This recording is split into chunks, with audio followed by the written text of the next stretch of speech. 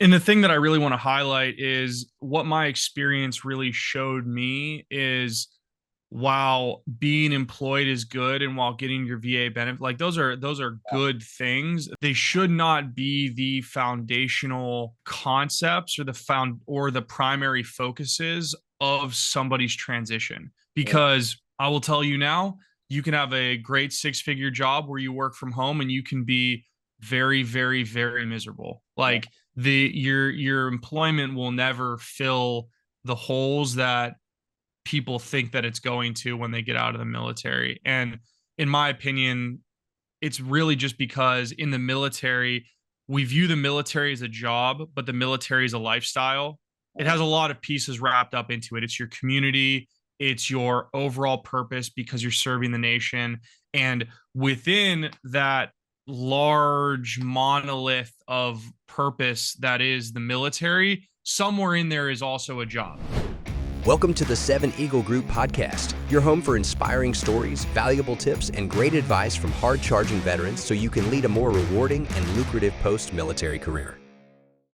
Hey everybody, it is Jordy from Seven Eagle Group. You know, I've been working in this industry for 10 years, and one of the most impressive things to me about the military community, of which I did not serve, but I work with these guys every day, is when I come across people who are just dedicating their lives to helping their military brothers and sisters.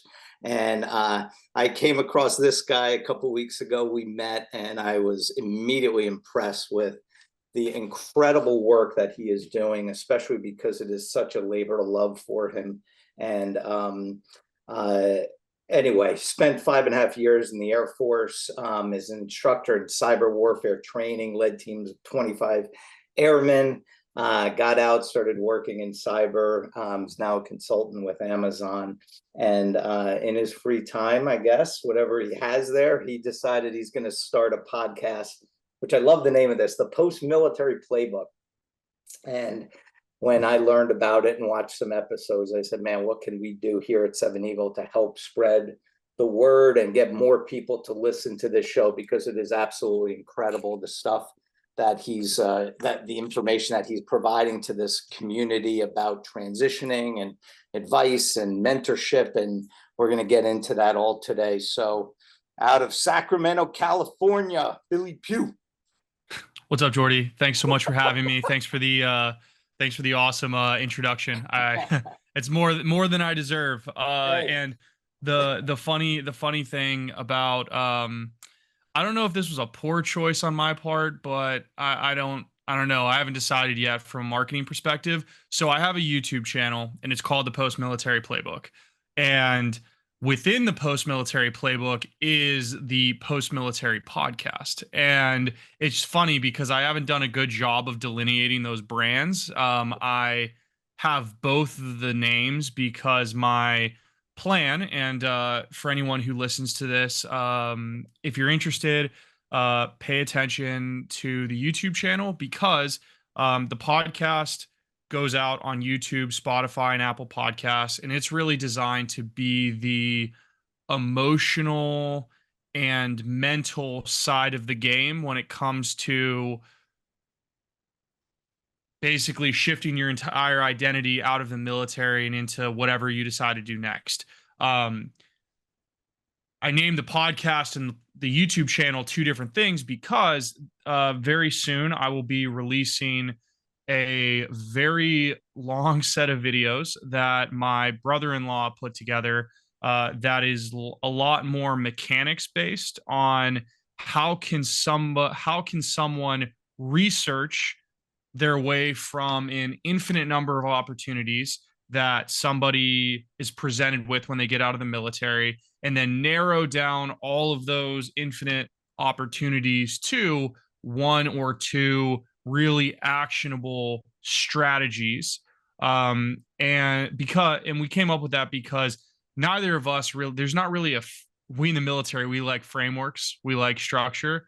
And when you're getting out of the military, this is the first time you really don't have a lot of structure. And that's where organizations like Seventh Eagle Group are so awesome because you come alongside veterans and help them with the next step. when it comes to employment. And we wanted to create something that was a mental framework for a veteran so that they could self-evaluate, begin to narrow down options, and hopefully find what their next step is. And we segment it into a lot of different pieces, and then we give strategies on how people can find avenues and access into jobs in part of this whole course. And part of that is identifying unique avenues to jobs that people don't normally have, which Seventh Eagle Group is one of those things. And yeah, hopefully teaching people how to fish so that they can find amazing resources like the ones that you're providing, so that they can have access to these jobs that they're very deserving of once they transition out of the military and into the next chapter of their life. So really long-winded explanation and why there's the post-military playbook and the post-military podcast. But that is that was the first thing I want to talk about. So So I want to dig into a little bit about what motivating you to do this. And we're going to talk about some of the lessons you've learned along the way. But first, before we get into that, what somebody who wants to download or listen to the podcast, what do you say they should go to Apple or go to Spotify, or what's so my recommendation would be go to YouTube, search the post-military playbook, and first subscribe. That would be super helpful for me. And then from there, all of the links to the podcast and all of my social media are on that YouTube channel. And the reason why I say that people should go there first is because content that I have planned outside of the podcast that's going to be the centralized location for everything that I'm going to be putting out. If you want to go listen to Spotify or listen to Apple Podcasts because you don't have YouTube Premium and you don't want to keep your screen open, which I totally get, definitely go there. Definitely give everything a listen there. However, my centralized place where if you want to see every piece of content that I ever put out, YouTube's going to be the place to go. Perfect. All right. I want to start at the beginning. Where did you grow up? What brought you down this path of serving in the Air Force? What was that? So I'm first generation military. I was born in Ohio. My family moved around quite a bit, and I just due to my father's work, I had nothing. It's funny because people assume that like my parents were in the military, so we moved a lot, which was not the case. And when I was a senior in high school, I really just wanted to get free college. I did not want to pay for it. And I applied to the United States Air Force Academy kind of on a whim. Like it just seemed interesting. My family used to vacation in Colorado Springs and Fort Collins quite a bit when I was growing up. So I love the mountains. And there was a free school in Colorado Springs that said you could just show up and they'll pay for college. I was like, that sounds neat. And so I showed up, and I was very lucky that is how I approached it, because freshman year at the Air Force Academy is not fun. It is very difficult. And had I done any kind of serious research into what it was, I probably wouldn't have shown up. Yeah, I wouldn't have gone. And once I signed up, initially I didn't know that you could quit in basic training. Like I just kind of assumed like I'd made a horrible life decision and I just signed myself away to the government. But then I found out that you could quit. But then I don't know. I never wanted to go back to my family and my friends and have to explain why I wasn't there anymore. So my first 2 years of the academy, I was very much so still trying to find my identity. I was young, getting out of high school. I didn't really have like a lot of guiding principles, and I really found those at the end of my sophomore year at the Air Force Academy. And I really started embracing this identity of service, of being able to care for people as an officer in these organizations, being able to make people's lives better through my actions. And so I really bought into this military identity my going into my junior year at school. And I studied history while I was there, specifically unconventional warfare. That's what my degree is in.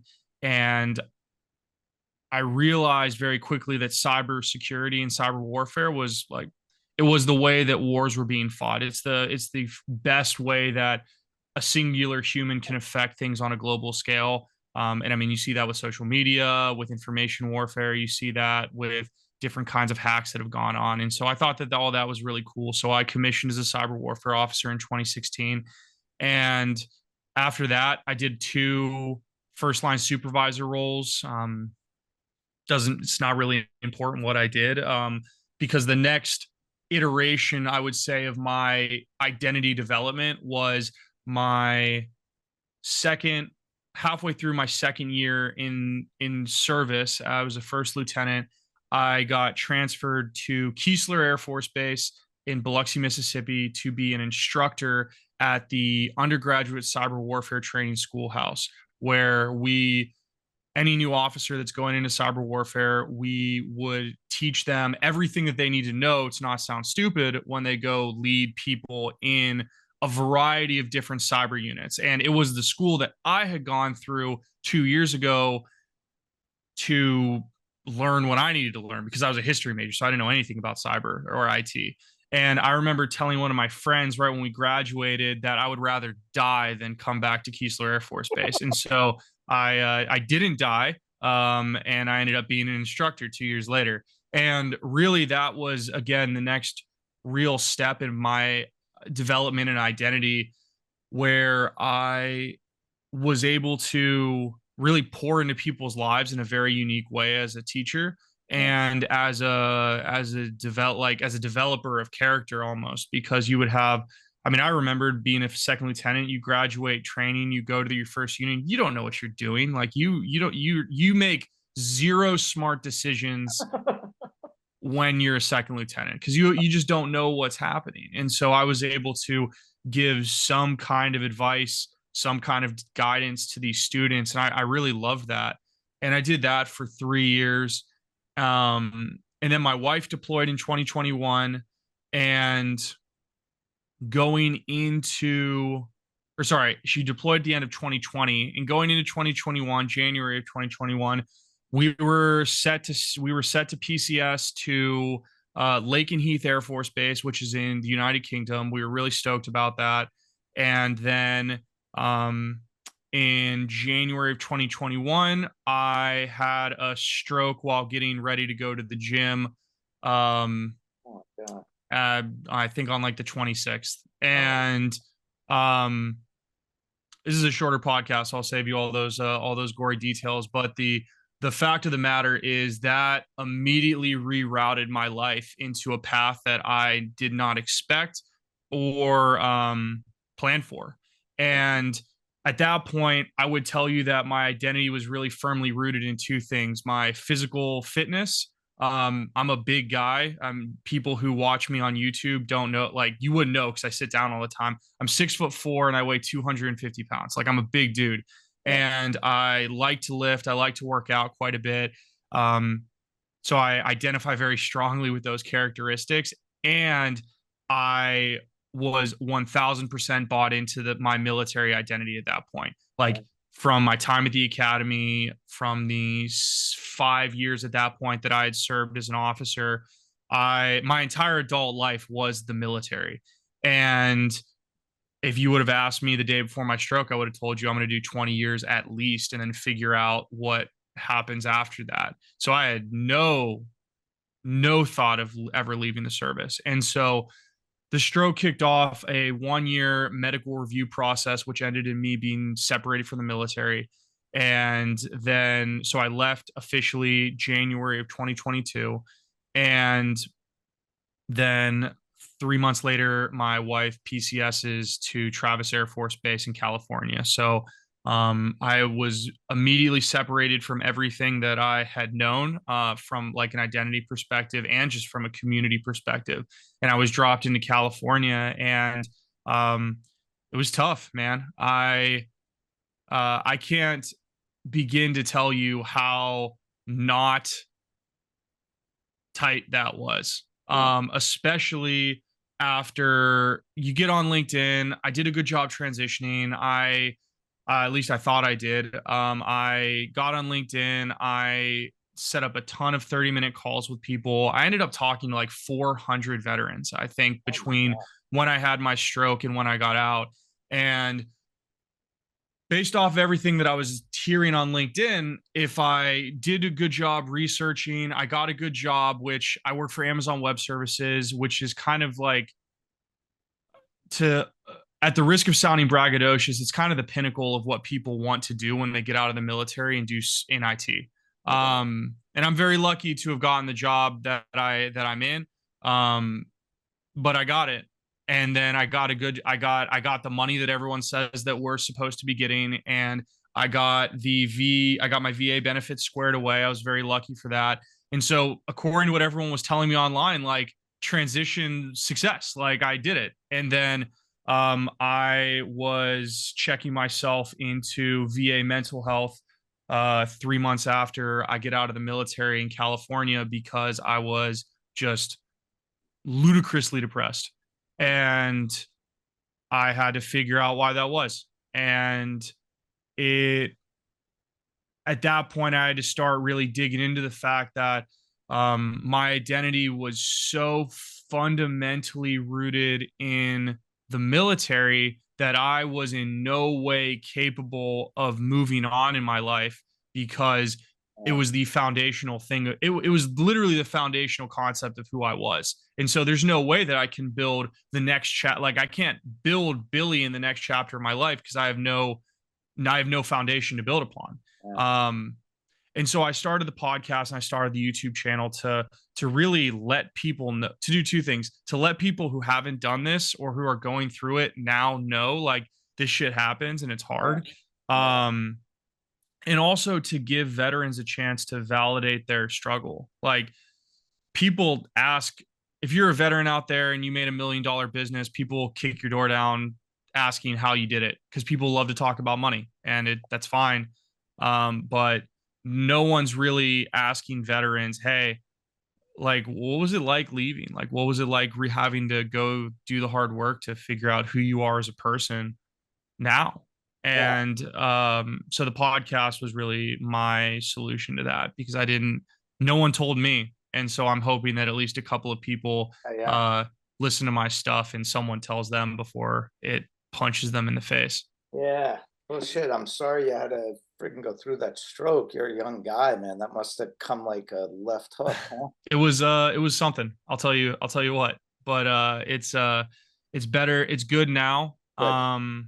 And I've talked a lot, so I want you to ask some questions. I don't want this to just be my 30-minute monologue. So ask some questions, and I can dive into the other stuff later. Well, thank you for sharing your story with us. I mean, I'll tell you what I love about you is that you're not only helping guys, with men and women, with their transition, getting them into the jobs and giving them that advice, but you're also helping them with the mental side too, which I would assume go hand in hand, right? Your head's got to be right if you're gonna get that job that you want. And also I love that too, that it sort of went easy for you in a way, right? You got a great job, you got the money you want, you got your VA benefits, but then you still are coming back and lending a hand to others. So kudos to you for that.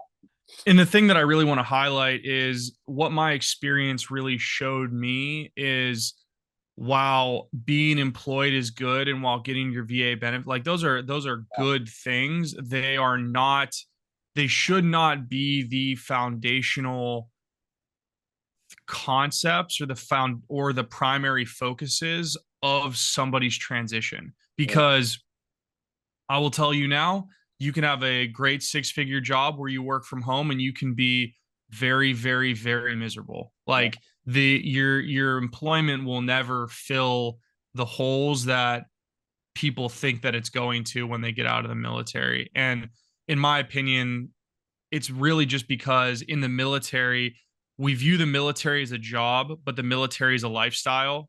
It has a lot of pieces wrapped up into it. It's your community, it's your overall purpose because you're serving the nation.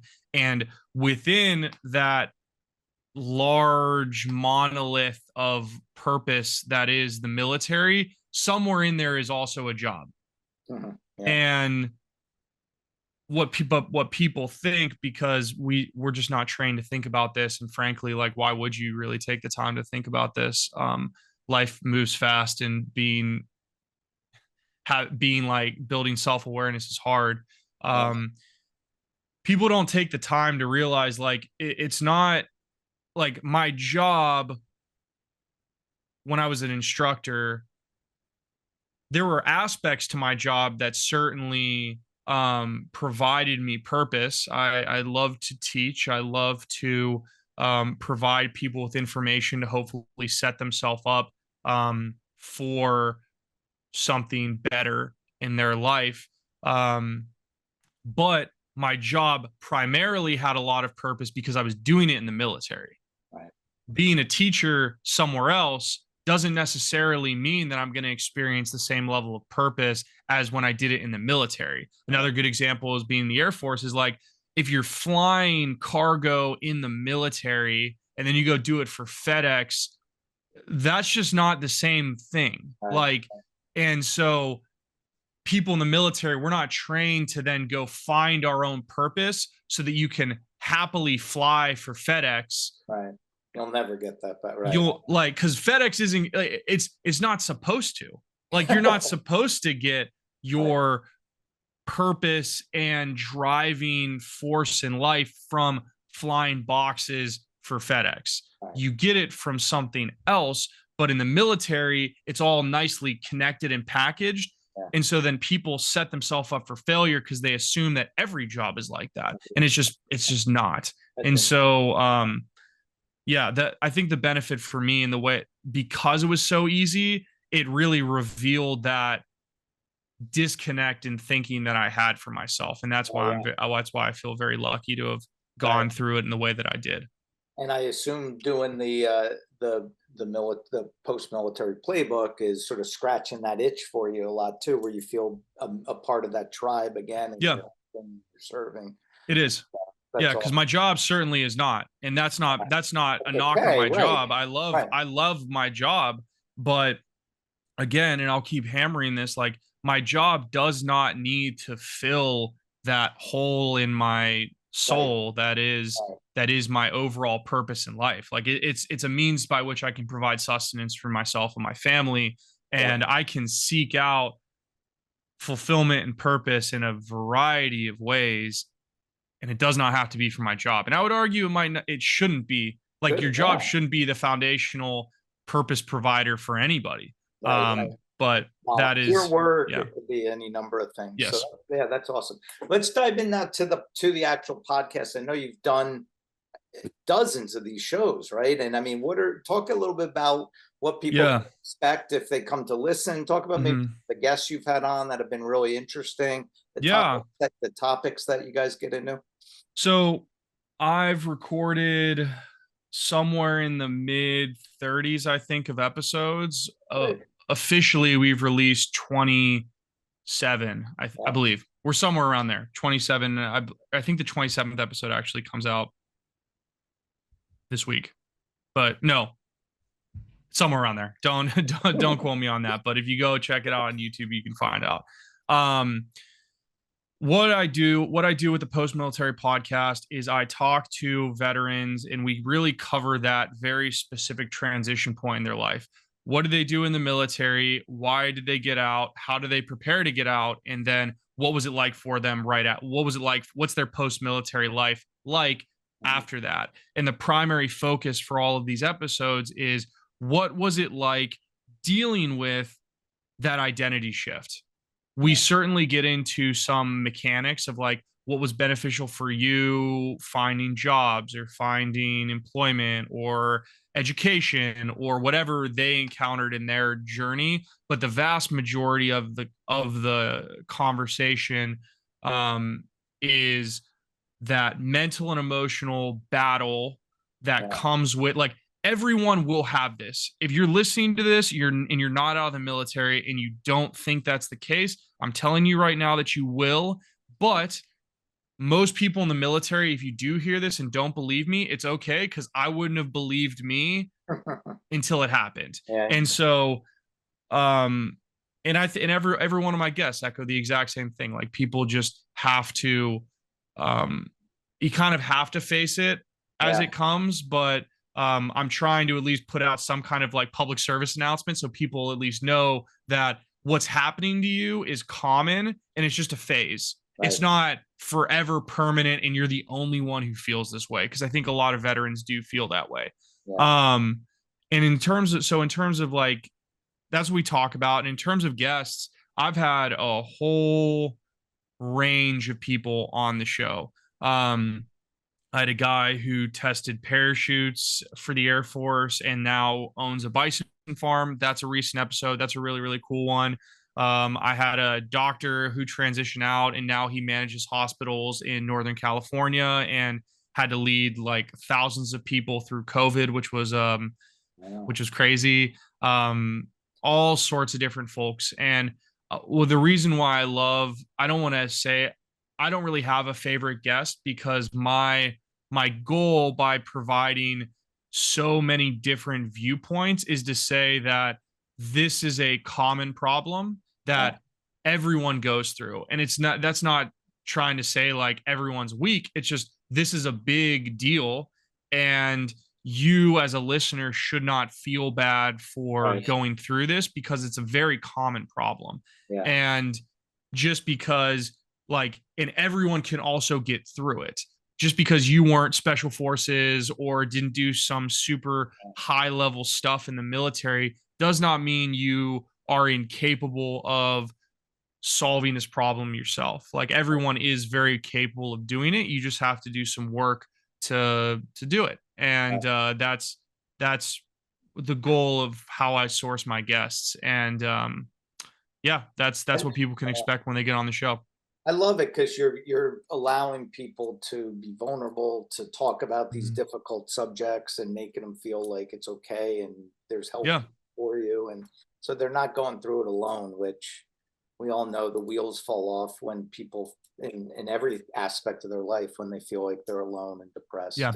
So kudos to you, man. What an incredible service you're providing to this community. Seven Eagle Group will always be here to support that and help you get the word out. I appreciate that. We can get more people listening to this incredible advice. Lastly, if you want to check out Billy's podcast, go to Spotify, go to YouTube, go to Apple Podcasts, just search for Post-Military Playbook podcast, sorry. Yep. Post-Military Podcast, and you'll find it. Check it out, give it a listen. I'm sure you'll love it the way I did. And listen, thank you so much, man. Keep cranking, keep doing this great work for the community. I appreciate it. All right, buddy. Take care. Thanks for having me on, Jordy. You got it.